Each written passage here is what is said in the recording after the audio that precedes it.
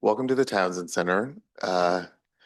We're having some technical issues today, so I'm using this little thing to amplify my voice.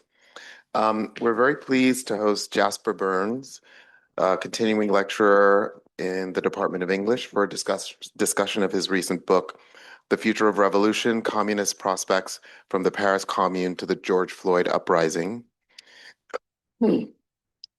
Joining Jasper is Charmaine Chua, a professor in the Department of Geography and a scholar of Marxist political economy, racial capitalism, and technological change. I wanted to draw to your attention a few things on our schedule. BAM PFA's residency with the avant-garde filmmaker Robert Beavers continues this week. Tomorrow evening at 7 in the Osher Theater at the museum, Beavers will be in conversation with another avant-gardist, our own Ken Wayno of the music department. And Friday afternoon at 3:30, again in the Osher, Denise Guttkirk from German will discuss Beavers' films. This residency continues on the weekend with a series of conversations. Sorry, that concludes on the weekend with a series of conversations with Rebecca Rutkoff, the author of Double Vision, The Cinema of Robert Beavers. You can get details of those events on either the Townsend or the BAM PFA websites. And our next book chat happens a week from today when Julia Fawcett of the Departments of English and Theater, Dance and Performance Studies will be here to discuss her publication, Movable London's Performance in the Modern City, a book that inquires into how the introduction of changeable scenery in theaters altered how Londoners conceptualized their city in the wake of the Great Fire of 1666. Julia will be in conversation with Joshua Gang, our colleague in the English department. So I'm going to yield the floor to you, Jasper and Charmaine. We really look forward to your conversation. Thank you so much, Stephen. Hi. It's a pleasure to be in conversation. Hi, everyone. Thanks so much for coming. Thank you to Stephen and the Center for having us. So I have about 4 or 5 questions that I'll ask Jasper, and then we'll open up for questions. So Jasper, you're a literary scholar and a poet. Your previous work was 2 books of incredible poetry, We Are Nothing and So Can You and Stars Down, and a book of criticism, The Work of Art in the Age of Industrialization, which came out in 2017. And this is though you've written a lot on communization, this is your first book-length project to come out of that body of work that is somewhat distinct from your literary scholarship. But I think a through line in a lot of your work is about political economy, how we live, write, work, refuse work in the hollowed out socioeconomic landscapes of the post-war 20th century, 20th and 21st century, and an interest in how revolt and revolution propagate in response to those kinds of material shifts. I just want to hear you talk about how you have engaged those continuing traditions, but whereas you did it in poetry and poetry criticism, you've now turned to the historical and you've also turned to the early 20th century as a scholar who's sort of been thinking primarily about deindustrialization. So how did you come to write the book, and how does it connect to your work as a humanist and a literary scholar? Well, I came to write the book, I think, just as an attempt to set down what I knew and figure out what I had learned about the process of revolution and revolutionary history, which was something I had been interested in for a long time. And I already had kind of a readership who read things that I wrote about ongoing revolts and struggles around the world. And yeah, the book is not, I don't think it has a contribution to make to literary studies directly. At the same time, I think that there are ways in which the book really draws upon my training as a humanist and a scholar of literature. I think the first way I think about it is that it's a very textual book.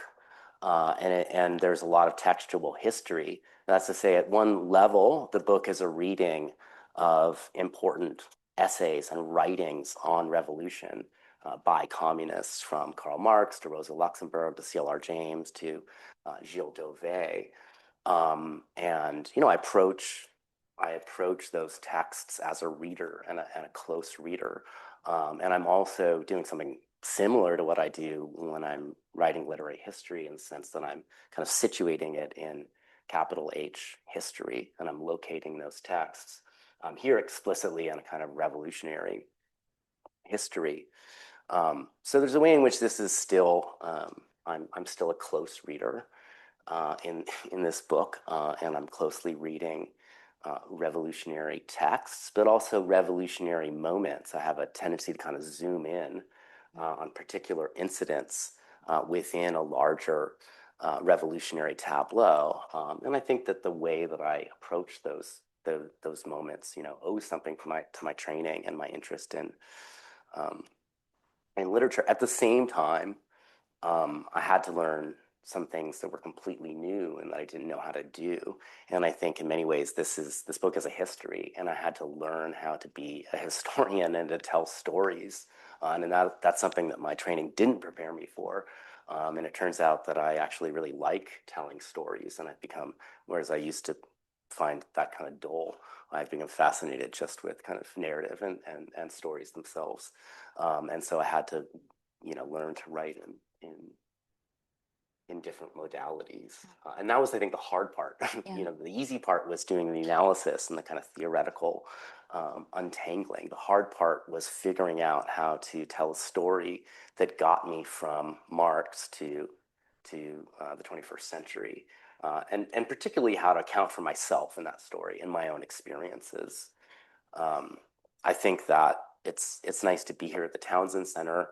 I was a dissertation fellow here in 2011 and 2012. And in 2011, fall of 2011, this was the season of Occupy and Occupy Oakland. And it just so happened that the day that I was set to present my scholarship to, rather terrifying gathering of, quite advanced scholars, postdocs, professors from around UC Berkeley. The night before was the night that the police raided the Occupy Oakland encampment. And I had been out in the tear gas all night, and I came in completely unslept to kind of, answer all of these questions about my research. And so, there's kind of two sides that go into the book. And in some ways, the book is more influenced by, the experience of being out in the streets. But at the same time, there's a lot that I, learned from my training here as a humanist and my colleagues here. You're training at the Townsend and you're training in the occupation. Exactly, Yeah. exactly. Great. So, I want to read a few lines from the introduction to The Future of Revolution. What in the history of communism since Marx's death is really new? The powerful but now defeated communist movement of the 20th century mostly rearranged 19th century ideas, Marxism among them. The party, the union, the commune, the uprising, the insurrection, the revolution, the strike, sabotage, seizure, anarchism, socialism, communism. All this is from the 19th century. What is new is only the Workers' Council, the Soviet, born in 1905 in Russia from the fires of the mass strike. In the 21st century, these old and sometimes forgotten ideas return in the guise of the new, and yet the poetry of the future is out there, ready to be spoken from behind the masks of the past. What this will look like, we cannot say directly. It must be done before it can be thought. We can, however, trace out what will have needed to be done, and for this purpose, it can be useful to study past revolutionary futures, those ideas of communism specific to past revolutions. I found this frame, past revolutionary futures, to be such a beautiful temporal way to think about what the book is doing as a method. And so I just wanted to invite you to give us a big kind of overview of the book and how it charts these past revolutionary futures as a theory of the present and as a way to think about what you say is revolution as a process. And for those of us who may not be familiar with those particular sets of histories, what was the mass strike? What did the idea of the Workers' Council, why did the idea of the Workers' Council emerge from it? And how is your interest in these histories influenced by your engagement with communization theory? that's a lot. Yeah, sorry. So yeah, that's a good, that's one way I can talk about the book, is that it's an examination of revolutionary futures. And the argument I make is that each each revolution has its own horizon and its own vision of the future. And if we move from the 19th century, from the Paris Commune to the German Revolution and through the 20th century, we can see that these successive revolutions illuminate more about the process of a revolutionary overcoming of capitalism. And so, there are things that were revealed at certain stages, and then there's things that become clearer through this revolutionary process. It's not as if the revolutions themselves have overcome these problems, but what they do is they kind of reveal them as problems.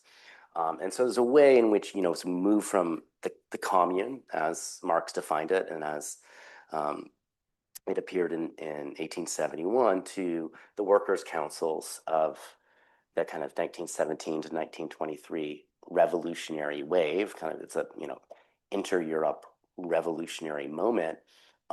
There's an increasing kind of specification of what a revolution looks like. So the councils in Russia and in Germany and across Europe sort of explicitly modeled themselves on the Paris Commune. But they also recognized a kind of deficiency within the model of the commune and sort of added an extra layer to it. So that is more or less the argument of the book. And then, moving across the 20th century, there is a kind of attempt to take that vision of communist revolution and apply it in the late 20th century, whether in France, in Portugal, and in many other places. And we have these kind of late councilor revolutions, some of which I barely talk about. You can find them in Chile and Iran. I mean, it's really a global phenomenon, kind of emergence of workers' councils in the 1970s. And at that point, this horizon encounters a new challenge, which you can kind of identify as the death of the workers' movement in a sense, and that the character of the workers' movement really changes across the 20th century. And insofar as the German Revolution comes out of the kind of height of the workers' movement and the mass strike, I argue that our kind of vision of a communist horizon will have to adapt, for a world in which there isn't the same kind of workers' movement, which is not to say that there isn't proletarian struggle. And the main shift is that, as my late friend Joshua Clover has made really clear in a number of his works, is that there is a kind of shift of the site of struggle from production to circulation. That doesn't mean that production is entirely left behind, but what I'd say is that whereas the kind of past revolutions, commune or a German revolution, were centered on the workplace and emerged in and around the workplace and took that as its kind of as their primary locus. Today, we will, struggle is eccentric to production, which doesn't mean that it's outside of production, but is both within and outside of it. And that raises a kind of a new set of challenges for 21st century revolutions that you can see in, for example, the George Floyd Uprising. But I take that as just an example of a broader wave of struggles that confront the same kinds of problems. Mm-hmm. Amazing. That was an artful summary of the book in a very compact time. I think just to pick up on this question of the Workers' Council, the Workers' Council for you is not the union. In fact, it is in some forms a response to what can often be the sectional interests that are grown out of more institutionalized forms of organization. And so you write about council communism in part as an alternative to communist traditions of the Second International that centered the state, the party, and formal political institutions. And you write in the really beautiful sentence, the class of proletarians must organize itself, must self-organize, for who else could be trusted to abolish class society and class rule, but the class which cannot rule. And so I read you, of course, as saying that the council is perhaps the sort of most adequate form for grappling with our present history of deindustrialization for precisely the reasons that you just kind of charted out. So I think two sort of questions that arise from this. One is that the question of what proletarian self-organization entails for you is a really important question that's central to the book. it's, as you put it, not the unification of the working class, but its abolition. So could you just say a little bit more about that? And then I think as a kind of second question, the council is a comparative small form in terms of its scale relative to unions and parties and the kinds of things that want to seize the state. But you write about the council as both a kind of coordinating mechanism and as a form of organization that is sort of like positioned to seize moments of spontaneity through its sort of underlying form of organization. So how should we be thinking about this kind of scale of the council as a vehicle for the expansion of the revolutionary process? That's very good. Two questions, I think. One is about self-organization, and my basic strategy here is to problematize self-organization, which is sometimes taken as the revolution itself. The revolution is simply self-organization of the proletariat, whether into councils or unions or whatever, and that's it. Once the proletariat is organized, you already have communism. I'm not the first to kind of problematize this, but what happens in a revolution is that the working class and the proletariat is never unified, right? So when you have self-organization, it's always some section or some group, some proletarians, not all proletarians, right? And they're organizing for themselves and implicitly against other proletarians who are not with them. And so self-organization has a tendency to kind of split the class. And you see this in most revolutions. For example, in the German Revolution, in which the shop stewards movement led this series of increasingly powerful insurrections from 1915, 1916, 1917, and then finally culminating in the German Revolution of 1918. And they had to organize underground and against the Social Democrats and against their unions. And so that form of self-organization was a rupture within the class. It wasn't a kind of unification of the working class.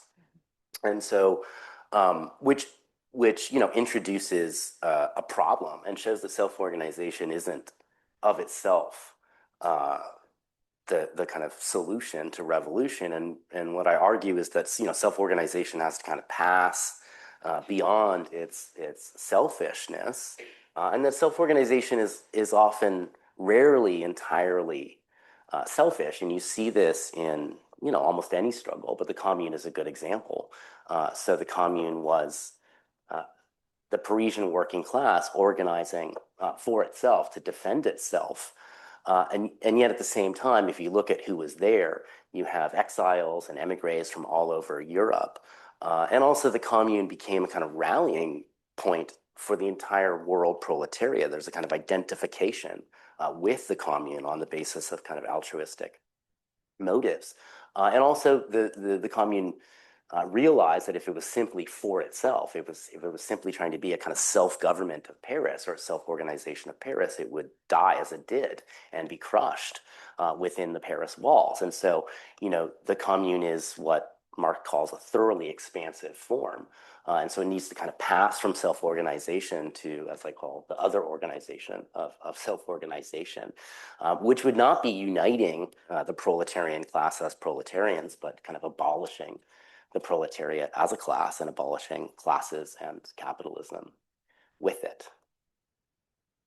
Amazing. Do we have time for two more questions, or should I just do one? I didn't answer the other one.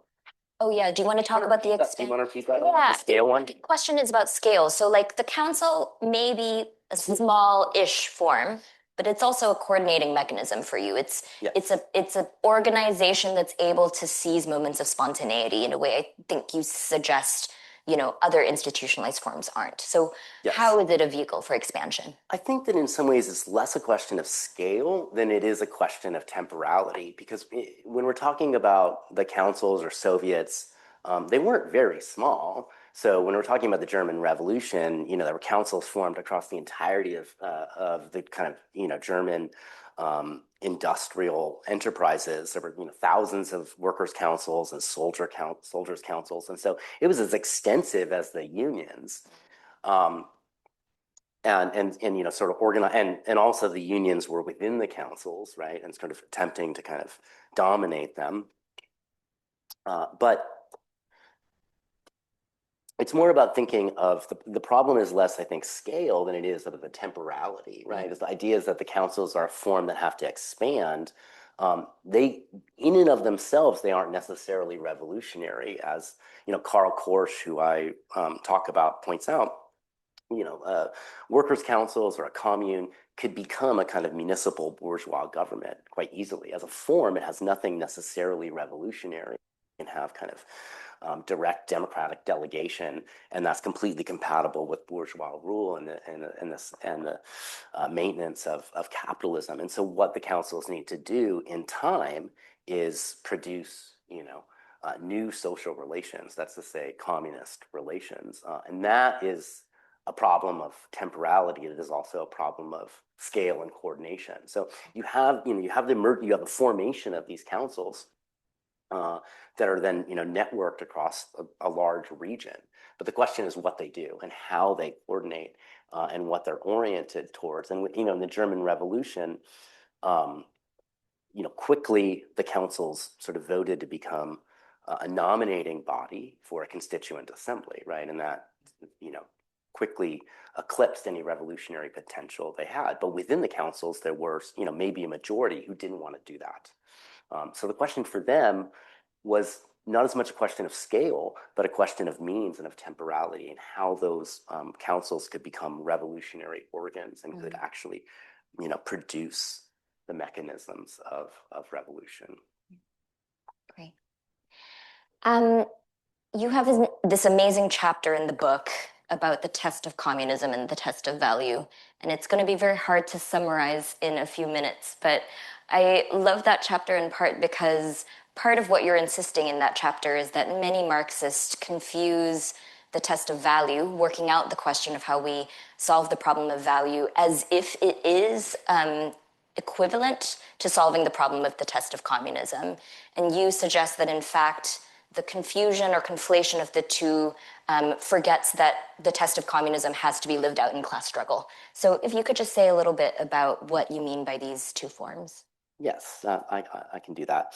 And I think this is a part of the book that has relevance to humanists and to readers of Marx. What I do is I offer not really a novel reading of Marx, but a kind of subterranean or esoteric reading of Marx, even more esoteric than some other esoteric readings, in which value is not so much a kind of social form that names and describes capitalism. It's also that.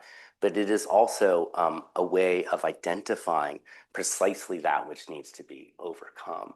And so I'd argue, value is for Marx, it's many things, but it's also a kind of heuristic and normative concept. And that the reason why he develops the concept is to show you precisely what is intolerable and oppressive about capitalism. So although some people think of Marx as using this kind of dialectical method in which he kind of moves without presuppositions, it is in fact not true. He already presupposes communism, and then his readers will know what that is, and he frequently judges capitalism from the standpoint of communism. So he'll say, let us imagine a state of affairs, a kind of classless society, and he uses that to kind of compare that state of affairs to capitalism, so that you can see precisely what is kind of intolerable and unreformable about capitalism. And there are other people who've developed this way of thinking about what value is and what it's doing. Amadeo Bordiga, in particular, though in a kind of messy way. But I think that this is a sort of helpful way of understanding why the concept of value is important for Marx, and that really it is a kind of way of defining what communism is. At the same time, when Marx makes this clear, because the kind of setup of the categories that he develops don't just have capitalism and communism, but they also have to take into account past forms of class society. Let's just call it feudalism for now, right? And of course, for Marx, the overcoming of capitalism and the production of communism would have to be the overcoming of all forms of class society, not simply the emergence of a of a new class society. So, there is a certain reading of value, especially among the ultra left, in which the idea is that the negation or inversion of value simply is communism, right? And that would assume that that essentially anything that overcomes capitalism would be a classless society. And I think it's pretty easy to see how that's not true. There are forms of society that might operate without money and wages and markets that might nonetheless still be quite oppressive. So some people talk about Marx as a thinker of non-domination, and we can think of that as kind of the missing part. Once you negate value, you still have to establish non-dominating social relations. And Marx is pretty clear about what those would involve. And he illustrates it in the first chapter of Capital. And the point is that relations in communism need to be, on the one hand, transparent, right? Which is what value makes impossible, because it's this process of obscuration and a kind of a constant kind of epistemological error that capitalism needs to function, where people don't understand what's happening and processes are taking place behind their back. But it also needs to be tractable in the sense that people have control over the kinds of decisions and processes that matter to them. And so if you add, that the negation of if you add to the negation of value these other two terms, transparency and tractability, then you have fairly rigorous set of principles that can define communism for you. So that's essentially the difference, is that some people think you just, capitalism is simply the abolition of value. And this is maybe a kind of a vernacular understanding of what communization theory develops. And then you do find people who talk in this way, as if the goal of revolution were simply to abolish value. We're simply kind of negative, but there's a positive moment that needs to come alongside the negative moment, as that's the establishment of these kind of transparent, tractable relations, whether it's within the commune or the council, or we call it something else. Amazing. I have one last question that maybe you could answer briefly, because I'm sure it'll come out in the audience Q&A as well.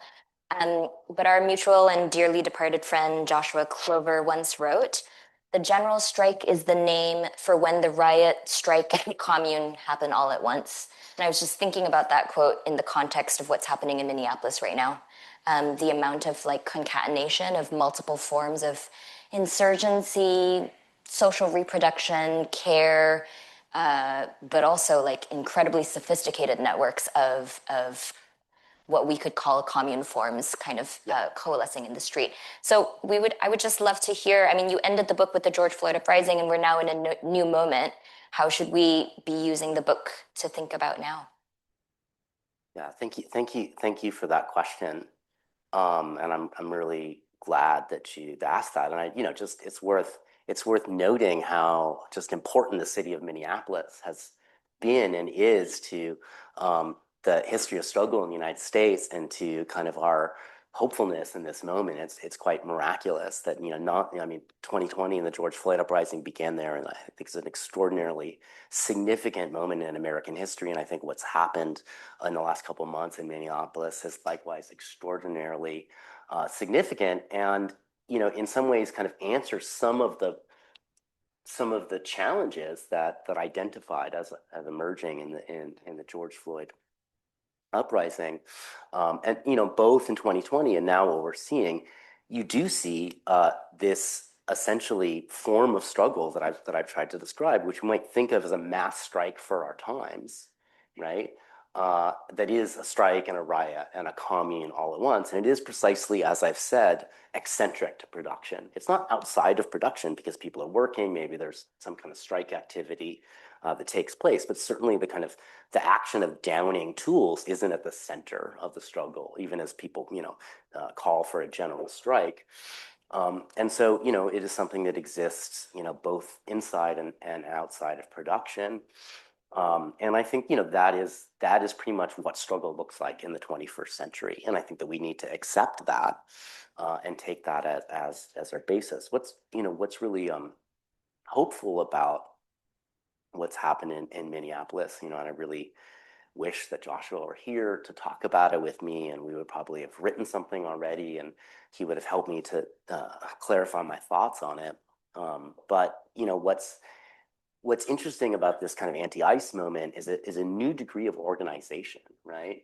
And explicit forms of coordination that are about transparency and tractability, precisely, right? People are forming groups and forming kind of digital networks in order to make transparent to other people the activity of ICE. Of course, it's not about sort of, coordinating social resources yet, but it is the same kind of process of producing transparent and tractable relations, and the very fact that it is taking on this kind of neighborhood character, I think, speaks to the necessity of something like a commune or a council. We may not call it that, but this kind of organization that is, as I say, both extensive in the sense that it includes everybody, right? It's an organization of the vast majority, everybody participates, but it also allows, through that extensivity, for people to coordinate together, right? Those are the two things that a commune or a workers' council has to do. It has to be both kind of plenary in the sense of, being open to the vast majority and potentially everybody who is in accord with its principles, but also because it is plenary, and because we can't all be in the same room, it must develop mechanisms of coordination. And Marx describes these as structures of delegation that he identifies in the commune, and they involve kind of mandated, revocable delegates. My argument is that we may not choose the same kinds of mechanisms of delegation that the commune did or the workers' councils did, but we need something like that. Delegation is simply a kind of logical necessity of an organization that includes the vast majority, an organization of the proletariat. And how that delegation and coordination happens is, the work of the revolution itself. I don't have a blueprint here, and I think that there's probably many, many shapes that it could take. But not to overemphasize what's happening in Minneapolis, but you can see the emergence of that. Of course, it is entirely focused on this moment of state repression. But as I say, that is the first condition of the revolution, right? This is a kind of aspect of revolution that was clear to all revolutionaries before Marx even wrote. And it's something that I think, if the French Revolution didn't make it clearer than 1848 did, which is that revolution can only succeed to the extent that it is kind of suspended or annulled armed power, the armed power of the state, the police and the army, etc. And so, you can see that kind of, the process of suspending or annulling the armed power of the state isn't something that takes place all at once. It happens by degrees. In every revolution, even in the German Revolution, when the kind of the army collapsed, there were still elements of kind of state armed power. They had militias, etc. So there's never a complete collapse. But it's a process that happens by degrees. In the George Floyd Uprising, it happens with kind of local policing where they draw back and they're unable to kind of enforce property law. But of course, there's another layer, right, which is the National Guard and the Army, which still maintains its power. In Minneapolis, currently, it's a kind of suspension of this particular fraction of the state associated with the federal government. But the problem, of course, is that doesn't then, that leaves the question of local police, the Minneapolis police, who are strangely emerging as heroes in this moment. Exactly, So and I think that is one of the problematic aspects of this, and this gets into the kind of critique of anti-fascism that is part of the book, which is that is a lot of revolutions are emerge as this kind of as a kind of anti-fascist uprising that is often kind of surprised by its need to become revolutionary. But then there's always this kind of split, and you see this in the German Revolution in the kind of Red Army of the Ruhr in 1920, which is an extraordinarily significant moment. And in some ways, Gilles Devey describes it as kind of the first moment of anti-fascism. And so there's a putsch in Germany, and the workers' councils and the kind of organized proletariat in the industrial heartland of Germany, they essentially depose all of the militia in their area, and they take over the entire industrial heartland of Germany. It's about 100,000 of them. They have airplanes and all kinds of weapons, and And the question is that revolution just simply about restoring the kind of the German constitutional state, or is it going to be a kind of revolutionary uprising? And that's what kind of splits it, right? So half of the movement is just interested in anti-fascism, and then the other half is interested in actually producing communism. So that's a problem that emerges and we see again and again. Certainly in Spain during the Spanish Civil War, a kind of similar problematic emerges, where the militants have to decide are they a pro-Republican uprising, or are they a communist or anarchist uprising? But you see it, throughout. Portugal is another example that I talk about. So, this is not a new problem. I think we'll open up for questions, and we have time for a couple, but maybe we'll take a few at once. Do you want to field your own, Jasper? Sure. Hi, in the glasses and mustache? Oh, Thank you for this very insightful talk. On the question of the suspension of the repressive apparatus of the state, I had a question about military counter-revolution. Yeah. And, I've always been struck by in Marx's principal work on the Paris Commune, civil war in France, he spends the majority of the essay condemning the the repression of the state and the forceful disbanding of the commune. And so I'm, curious to hear, in perhaps no other respect, this is where Leninist organizing, organizing among the rank and file of the military recruits to turn the guns around, so to speak, is perhaps compelling. And, so I don't mean this question to be a sort of like, polemic one-upmanship. I found your response to Alberto Toscana on the problem of logistics to be very compelling and persuasive.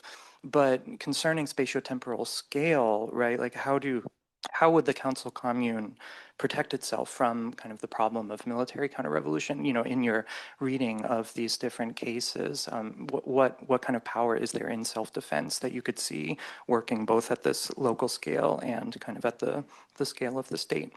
And so I'd genuinely be interested to hear what you could say about that. Yeah, that's a great question. I don't think that the kind of armed power of the state is likely to be defeated through kind of frontal confrontation. That's never how revolutions succeed or how they proceed. They advance through kind of mutiny, desertion, fraternization. Right, that was the main purpose of the barricades in 1848 wasn't simply to kind of stop the advance of the forces of the state, but was kind of dissipate them so that they would force to be fraternize with the people and might kind of decide to put down their arms and join with the people. And so that's really the only hope that we have, is that processes internal to armed power will cause it to break down.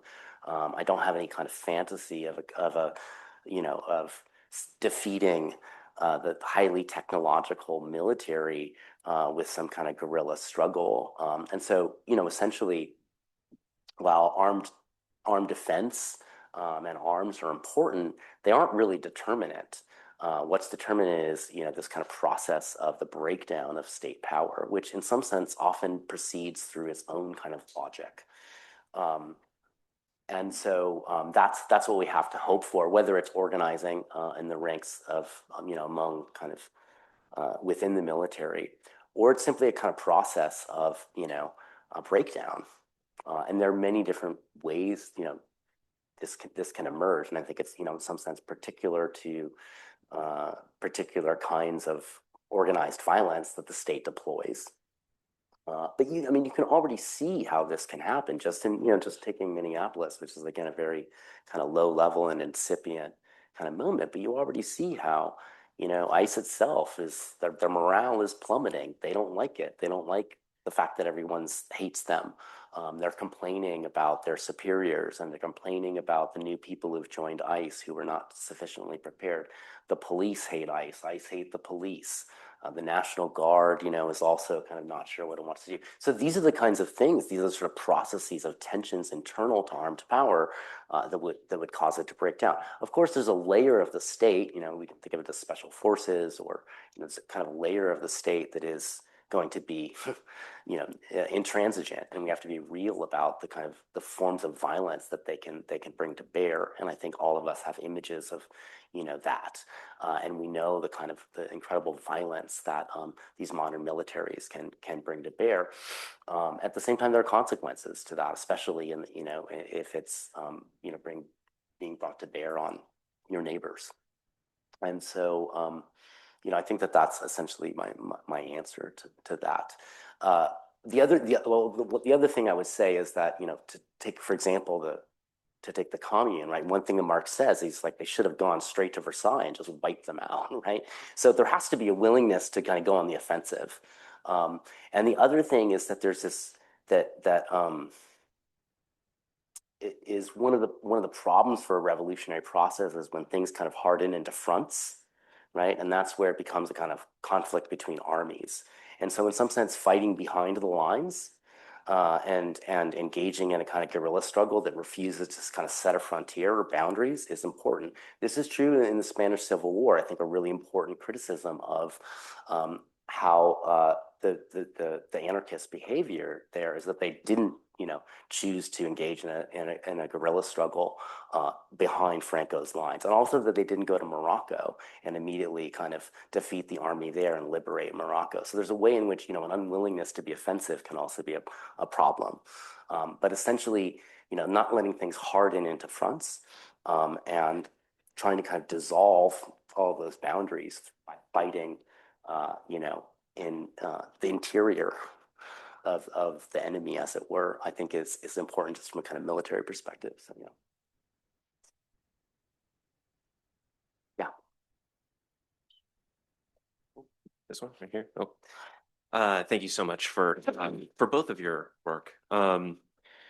So I was wondering, Jasper, if you might elaborate on this fascinating mapping project that you proposed at the end of this book. And in your essay on logistics and endnotes, it seems to be not merely like an inventory or an accounting project, but something more akin to cognitive mapping or a cognitive aesthetic that Jameson proposes. So I was wondering if you might elaborate on that. That's great. That's a great connection, because I did manage to put a little Jameson footnote in that chapter. And I am really indebted to his concept of cognitive maps, which has been with me for a long time. And I think that there is something very similar about it. So I'll get to that in a second.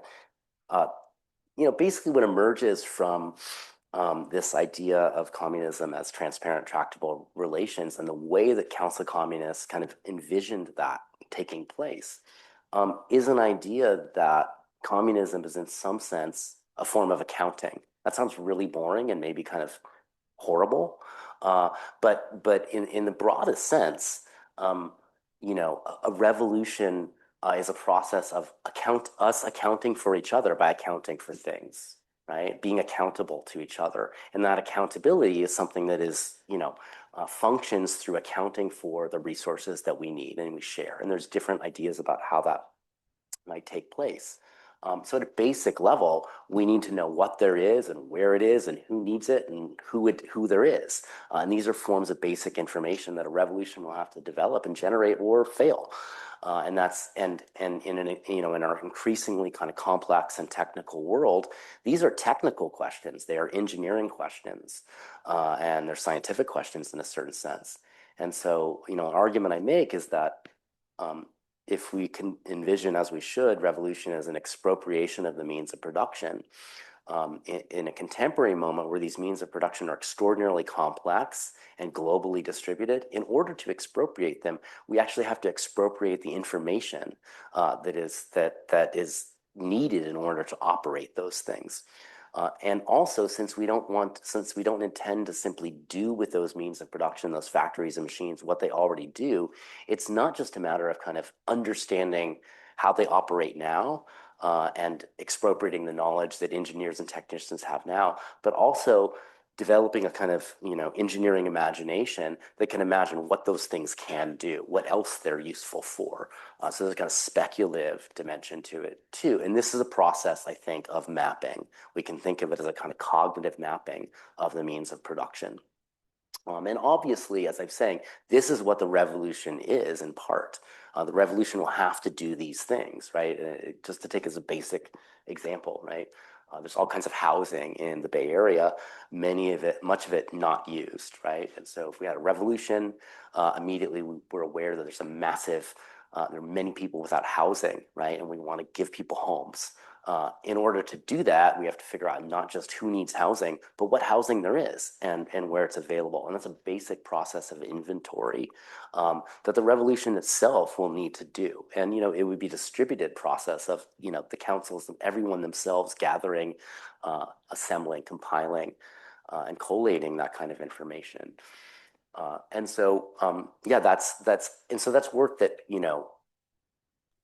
the revolution will have to do, but I think that in some way we could begin that now, and that's kind of where I'm trying to go with my theoretical work, is developing this idea of a kind of process of what I call technical inquiry, and this would be less gathering the actual information than gathering, than assembling information about the information we will need. I sometimes refer to it as like a Wikipedia of reproduction, right? So we may not be able to get all the information now because it's constantly changing.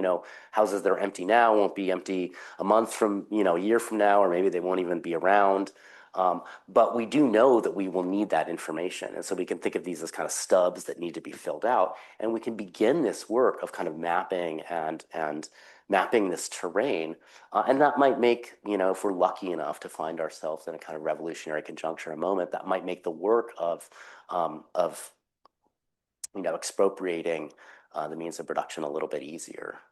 So I'm excited, and this is not my idea. It's something I've heard people talk about for a really long time, but kind of like whisper about and never really develop. And there are people already working in this direction, and so I'm kind of hoping that there'll be a coalescence of these projects of technical inquiry, and that can be.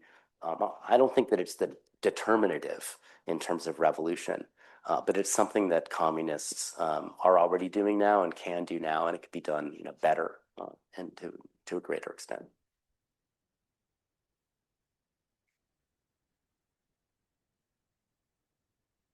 Hi, thank you for the great talk. Given your very interesting analysis of different revolutionary moments, I wonder if you have been considering what's happened in the northeast of Syria and the so-called Rojava revolution. Yeah. And if you have some analysis or preliminary thoughts on that, would appreciate it. Thank you. That's a great question. I have followed it pretty closely, and I have a lot of friends who are involved in kind of Rojava solidarity movement. And I also did an interview with some Kurdish communists about my book in the context of the Rojavan revolution. And I forget the website where it is. I mean, it was translated into Turkish, but then there's also the English version somewhere. There's a lot that I don't know about Rojava and the struggle there. But I think that, it's a similar process of the formation of communes and councils, and the kinds of challenges that emerge there are the same challenges that councilor and communal revolutions have faced everywhere. And it's about sort of how to coordinate, how to negotiate, how to kind of depose state power, and how to really give, people control over the decisions that matter for them. I think that the complexity of the sort of armed struggle in Rojava has made that, very complex. And I think what's happening right now is really sad and tragic, and so I'm paying very close attention to that. But as much as I've read and I've watched many films and read many things, and I have a lot of friends who've been there, I still don't fully understand it enough. So I don't feel comfortable, giving a verdict or an analysis. And I hope that at some point somebody who knows better than me will produce something definitive that I can, rely on. So for now, I have to be humble and say that I don't know enough to really be able to, kind of give an analysis.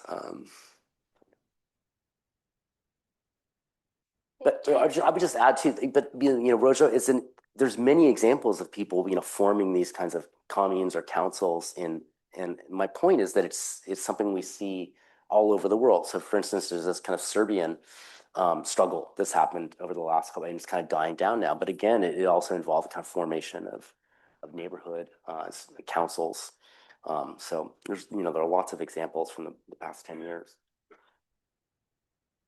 What's next? For me? Yeah, what are you working on next? I don't know.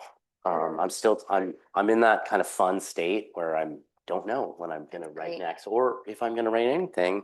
I'm just kind of poking around and reading and writing some things. I have some thoughts about where I'm going. So in the book, I distinguish between what I call Marx's heuristic theory, right, which is this idea that value has this kind of heuristic or normative dimension, and I want to kind of separate that from Marx's ambition to be a scientist and to do science, right? But I also want to recognize that he really did want to be a scientist. And so he has this other theory that I call a tendential theory, which is about identifying the tendencies in capitalism and trying to make some kind of predictive, trying to get some sense of where things are going. That theory is much harder.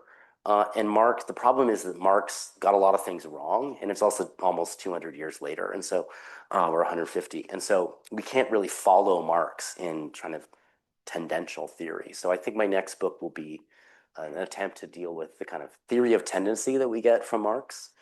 I've also become really fascinated with early human history and evolutionary anthropology and all these kinds of things. And if you ask me how that fits in, I might tell you. So. That's just, it's really fun to just not know what you're doing and read and learn things, which is, what the Townsend Center helped me to do when I was a graduate student here. So, yeah, so thanks again. With that, thank you all so much for being here. And thank you, Jasper, for an amazing book and Thank you.